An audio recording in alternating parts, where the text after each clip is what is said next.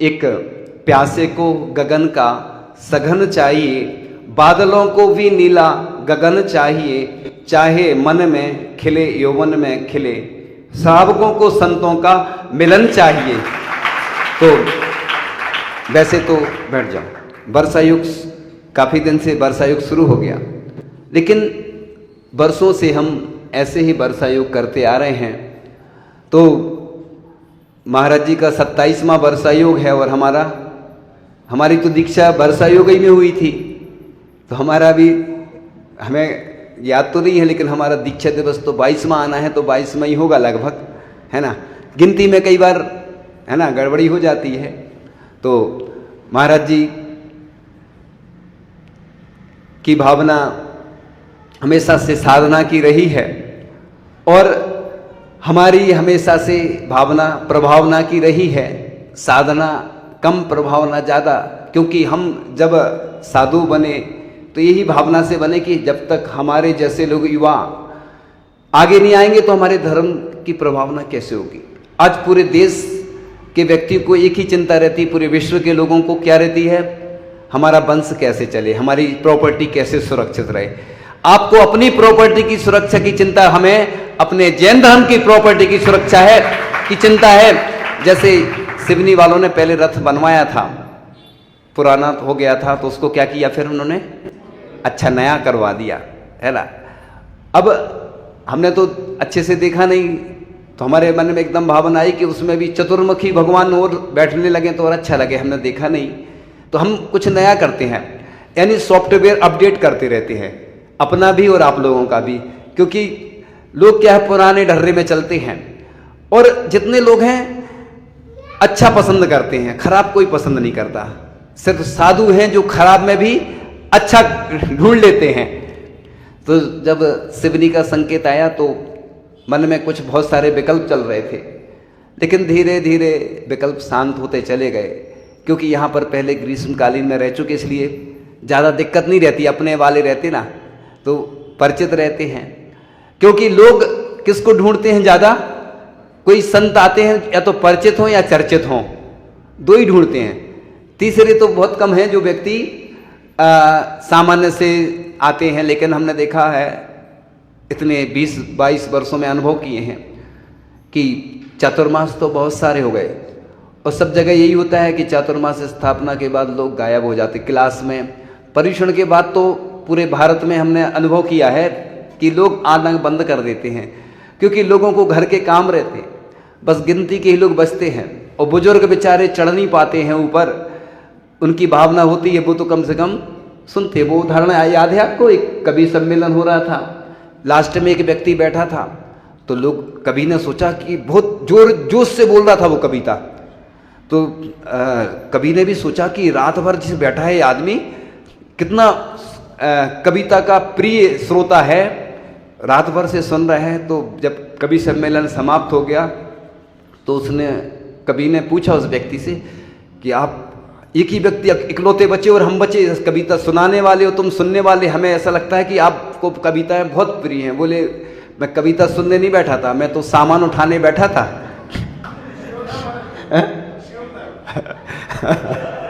तो ऐसे ही क्या होता है चातुर्मास में, युवा तो दिखते ही नहीं है। युवा क्योंकि सोते रहते बेचारे, क्या करें ना, अभिषेक शांति धारा में कभी दिख जाएं, कोई कार्यक्रम में, बस कलश स्थापना में हमने एक जगह हो रही थी, हम उस स्थान का नाम नहीं लेंगे क्योंकि किसी की हम बुराई भी नहीं करना चाहते ना, क्योंकि किसी का नाम लो तो समस्या। देखो एक का लो तो वो खुश हो जाता, बाकी लोग नाराज हो जाते। आजकल क्या है, बहुत सारी समस्याएं हैं और आपको तो सब मालूम है, इसलिए मैं स्थान का नाम नहीं ले रहा हूं। मैंने देखा कलश स्थापना, मेरे पीछे इतनी भीड़, आगे नहीं पीछे मंच पे, क्योंकि सब देखते हैं ना, सोशल मीडिया का जमाना है आजकल, वीडियो पूरे देश में वायरल होती है, वर्ल्ड में भी देखते हैं, 108 देशों से ज़्यादा में लोग देखते हैं। आजकल उसी का जमाना बचा है, मतलब आहार देते हैं तो फोटो वीडियो।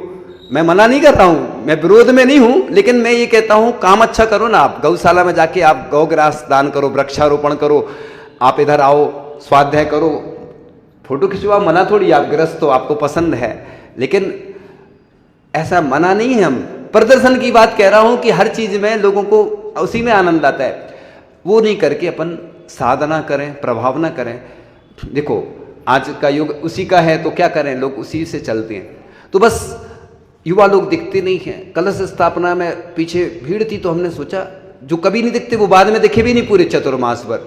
और एक जगह तो पंचकाड़क हुआ तो सम्मान हो रहा था, तो मुझे बहुत दुख हुआ। क्यों हुआ?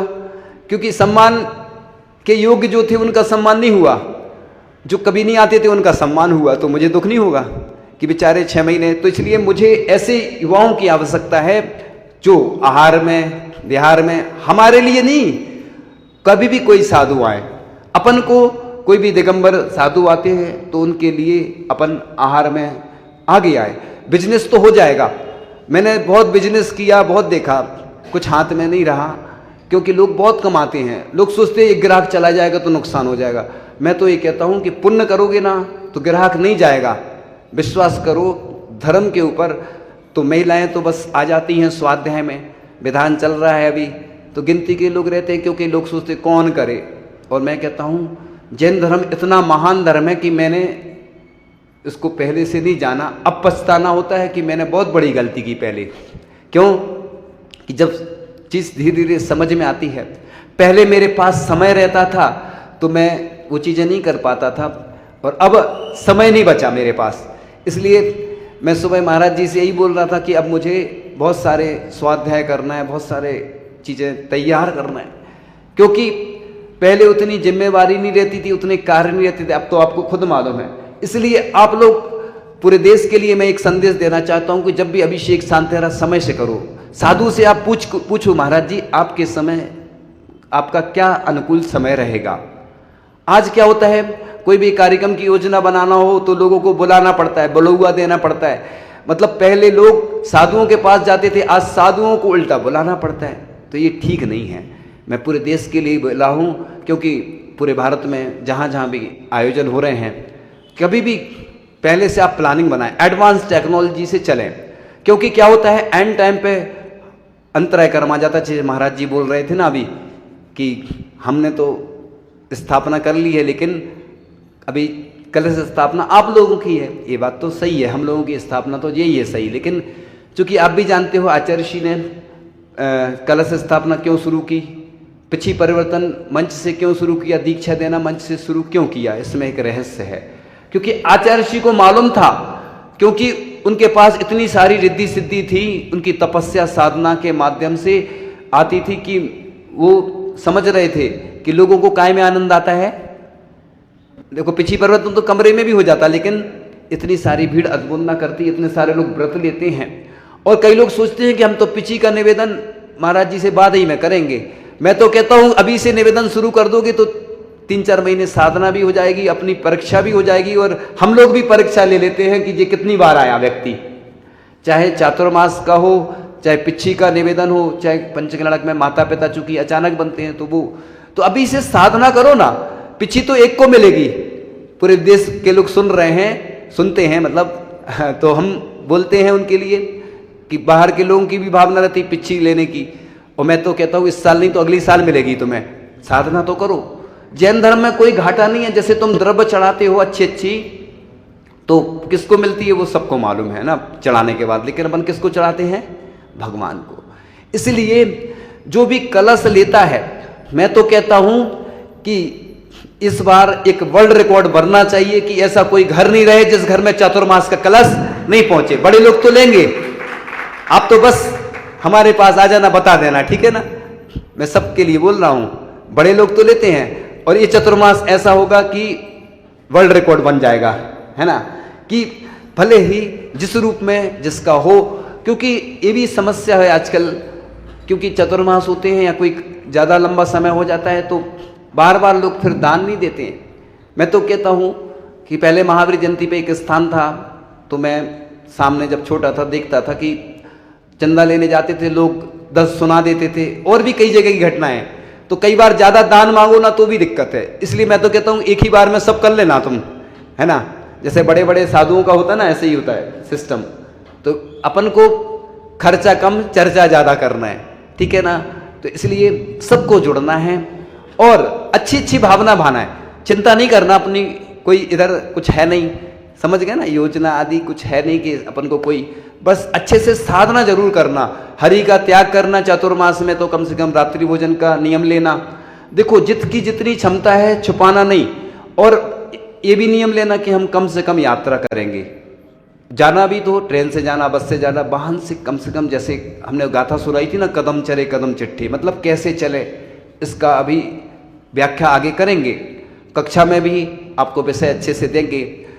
प्रयास रहेगा कि सबको अच्छे से लाभ मिले, और यहाँ की पंचायत कमेटी, चातुर्मास कमेटी, मुनि सेवा समिति, बालिका मंडल, महिला मंडल, जितने भी यहाँ के ग्रुप हैं सब अच्छे से लाभ ले, और सबका चातुर्मास है, कोई अपना नहीं माने कि कोई कब्जा नहीं करे। साधु संत के पास किसी का कब्जा नहीं है, हम सबके हैं। बोलते ना जैन धर्म किसका है, जो माने। आज क्या होता है ना, हर जगह समाज में बंटवारा हो जाते हैं, मंदिर में, वेदी में, तो ये सब गड़बड़ है। भगवान सबके हैं। मैं तो बस जो दिगंबर जैन धर्म को मानने वाले हैं जो व्यक्ति, मैं उनका हूं बस, क्योंकि मैं दिगंबर हूं। मैं सिर्फ क्या हूं, दिगंबर, बस। इसके अलावा ज़्यादा ना मैं बोलता हूँ ना बताता हूँ, जानता सब कुछ हूँ मैं। लेकिन आप भी जानते हैं मैं सब कुछ क्यों नहीं बोलता हूँ, वो तो सबको मालूम है क्यों नहीं बोलता हूँ, मैंने पहले बता दिया कारण।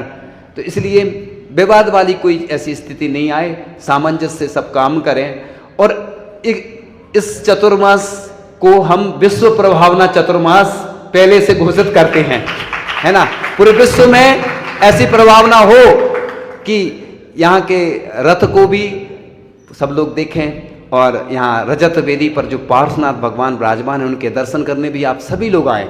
और सब आप चिंता नहीं करना, पहले से आप बस सूचना जरूर दे देना, जब भी आए आप लोग बाहर से, जो भी बाहर से आएंगे उनके लिए सब व्यवस्था रहेगी, क्योंकि आसपास भी संघों के चतुर्मास हो रहे हैं। और इस सेंटर पॉइंट पे है, पास में रामटेक अक्षय क्षेत्र भी है, शांतिनाथ भगवान है, जहाँ पर हमने 2 चातुर्मास आचार्य जी के साथ किए हैं। और ये तो जंक्शन है, यहाँ पर साधु संत आते ही रहते हैं, ऐतिहासिक नगरी है। शिखर भी इतने अच्छे लगते हैं यहाँ पर, तीर्थ क्षेत्र से कम नहीं है। तो इस प्रकार से आपको भी साधना करना है, नियम लेना है कि हम रात्रि में भोजन आदि नहीं करेंगे, 1 बार 2 बार भोजन करेंगे, क्योंकि चातुर्मास का मतलब होता है, ये सबसे अच्छा माना जाता है कि इसमें जल का त्याग भी करना चाहिए अपन को, क्योंकि चातुर्मास में वर्षा योग रहता है ना, तो जब जितने महीने कम से कम पानी बरस रहा है उतने दिन का लो, अपन 1 हफ्ते का नियम लो, 15 दिन का लो, ऐसे ऐसे नियम लेते जाओ कि हम इतने दिन जल नहीं लेंगे। साधना करो आप, इससे आपका पुण्य बढ़ेगा। देखो आजकल लोग सोचते हैं हम बड़ा बड़ा दान नहीं दे पाते, हम करोड़ों, छोटा दो ना। अपने यहाँ क्या है, ट्रेड गलत है। अपने पूरे भारत में क्या होता है ना, जो बड़ा बड़ा दान देता है उनका तो सम्मान होता है, छोटा दान देता तो उसका कोई बहुमान नहीं होता है। ऐसा कोई नियम थोड़ी है। क्या सेठों ने कब्जा कर लिया क्या? महाराज जी सेठ के भगवान के आगे अर्घ्य चढ़ाते हैं तो क्या गरीब नहीं चढ़ाता क्या, है ना। आगे हम कहानी सुनाएंगे, अभी तो सिर्फ चातुर्मास की ही बात करेंगे। तो चातुर्मास में महाराज जी ने बता दिया कि जीवों की बहुलता हो जाती है। और महाराज जी ने आज पहले चतुर्मास में पहली बार अपना उद्बोधन दिया। मैं बहुत प्रसन्न हूं, क्योंकि पूरे देश के लोगों को इंतजार रहता है कि महाराज जी कब बोलेंगे। तो समता महाराज जी ने धारण की, लेकिन हर कार्य हो रहे हैं। देवरी से शुरुआत हो गई थी, लेकिन इस सिवनी चातुर्मास में बहुत सारे ऐसे काम नए होंगे, तो सबके लिए सुनने को मिलेगा। क्योंकि हम तो सुनाते रहते हैं आप लोगों को, लेकिन हम एक चीज का विशेष ध्यान रखेंगे, समय का। आप लोग समय का बस दान करना और कुछ नहीं करना। समय का आप लोग दान करोगे तो हम भी अपने ज्ञान का दान करेंगे। हमारे पास खजाना है, महाराज जी के पास भी खजाना है। महाराज जी की मेमोरी में खजाना है, लेकिन हमारी मेमोरी छोटी है। आप चाहे मंदिर हो, चाहे पाठशाला हो, चाहे गौशाला हो, जहां जो कमी है आप बताओ बस, क्योंकि यही तो हमारे संस्थान हैं जिन्हें हम अच्छे से नहीं चला पाते हैं। गौशाला में हम देखते हैं पशुओं के लिए कोई व्यवस्था नहीं रहती है। सरकार से भी मांग करो, ऐसे लोगों को युवा कार्यकर्ता तैयार करो जो कि गौशाला में जाके सेवा कर सकें, है ना। ऐसे मंदिर के लिए, पाठशाला के लिए ऐसे समर्पित लोग चाहिए हमें। कमेटी जो बनाते हैं आप लोग, वो कमेटी की व्यवस्था अलग है, लेकिन मैनेजमेंट टीम चाहे गौशाला की हो, चाहे पाठशाला की हो, चाहे मंदिर की हो, क्योंकि साधुओं को बार बार बोलना पड़े, उन्हें विकल्प हो, जैसे आपको विकल्प होता है ऐसे साधुओं को बहुत विकल्प होते हैं कि हमें बार बार बोलना पड़ रहा है। आप बच्चों से बार बार बोलो तो क्या आपको अच्छा लगता? क्या नहीं लगता ना, आपको कष्ट होता कि मेरा बच्चा मेरी नहीं मान रहा है। ऐसे ही साधु संतों को भी कष्ट होते हैं, साधु संत अपनी वेदना नहीं कह पाते हैं। इसलिए मैं पूरे देश के लिए एक ही बात कह रहा हूं कि आप साधु संतों के पास हर कार्यक्रम की रूपरेखा लेकर आएं, फिर उनसे चर्चा करें, फिर फाइनल करें। क्योंकि अगर हम लोग कोई भी कार्य कर लेते हैं और जब तक समाज का सहयोग नहीं होता है तो हमने देखा वो कार्यक्रम फेल हो जाते। मैंने आज तक का अनुभव किया है, जितने भी पंचकर्णक कराए, 20-25 विधान बहुत सारे कराए, बहुत बड़े बड़े सब आयोजन किए, देश में जितने आयोजन हुए सब आचार्य श्री की कृपा आशीर्वाद से हुए। तो हम इसलिए पहले प्रभु से आशीर्वाद लो हर कार्य के लिए, फिर गुरु से आशीर्वाद लो, आप निश्चित रूप में आपको सफलता मिलेगी। और जहाँ के जिस नगर के जो मूल नायक हैं उन भगवान के दाई ओर से श्रीफल जरूर चढ़ाओ और श्वास लो कि हे भगवान मैं ये कार्य करने जा रहा हूँ, ये कार्य में सफल हूँ। इसमें कोई दिक्कत थोड़ी है जब शांतिधारा में अपन ऐसी कामनाएं करते हैं, भावनाएं करते हैं। देखो गृहस्थ है, काम तो करेगा, वो व्यापार भी करेगा, हर काम करेगा, लेकिन साधु संतों के पास भी आते तो हम लोग आशीर्वाद नहीं देते हैं। कोई आता महाराज जी हमारी शादी हो जाए, आशीर्वाद दे दो। आशीर्वाद क्यों नहीं देते? ये बोलते सदग्रस्त बनो, आशीर्वाद है। अच्छे से तुम राजा श्रेयांश बन के, राजा सोम बन करके प्रागाहन करो, आहार दान दो, स्वधर्मेंद्र बनो, अच्छी अच्छी भावनाएं भाव। तो धर्म वृद्धि के लिए साधु संत आशीर्वाद देते हैं, धन वृद्धि के लिए आशीर्वाद नहीं देते हैं। तो आगे कल से कक्षाएं प्रारंभ हो जाएंगी। सुबह भक्तांबर स्रोत की कक्षा प्रारंभ हो जाएगी, दोपहर में 6 डाला की, 24 ठाणा की। मुहूर्त अच्छा है, कल गुरु पूर्णिमा, बहुत शुभ दिन होता है। गुरुवार को अगर पूर्णिमा पड़ जाए तो इससे अच्छा कोई सौभाग्य नहीं होता है। और उस दिन पूरे देश के लोगों को अपने जहाँ पे साधु संत विराजमान हैं वो उनको शास्त्र अर्पण करना चाहिए, उनको आवश्यक वस्तुएं अर्पण करना चाहिए।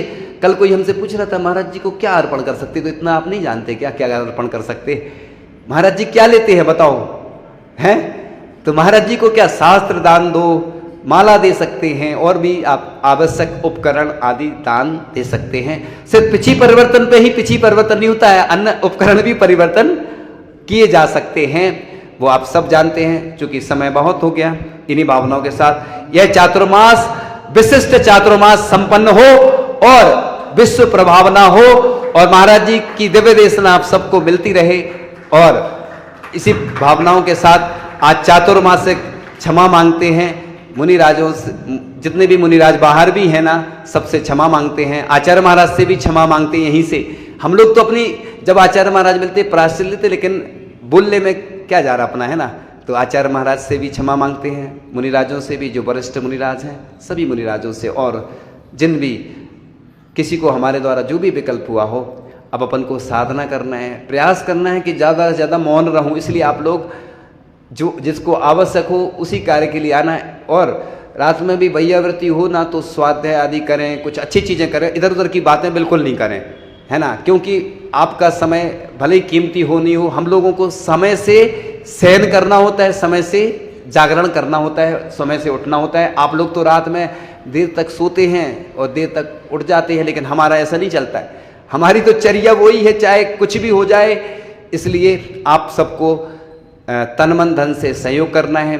सभी लोगों को आहार दान का अतिथि संविभाग के रूप में लाभ लेना है और किसी को कोई टोका टाकी नहीं करना है। क्योंकि चाहे कोई दान दे या नहीं दे, मेरी भावना मैंने बता दी है। इसलिए जो भी आयोजन होंगे सब गरीब और अमीर सबके लिए होंगे, सब लाभ लेंगे। ऐसा नहीं कि बस किसी एक व्यक्ति ने कह दिया हम हैं तो हम सेठ हैं तो हमारा कब्जा हो गया, नहीं। सभी गरीब हों चाहे अमीर, सबका चातुर्मास है, पहला चातुर्मास है और ऐतिहासिक चातुर्मास हो। इन्हीं भावनाओं के साथ परम पूज्य आचार्य भगवान गुरुदेव शिक्षण विद्यासागर जी महामुनिराज की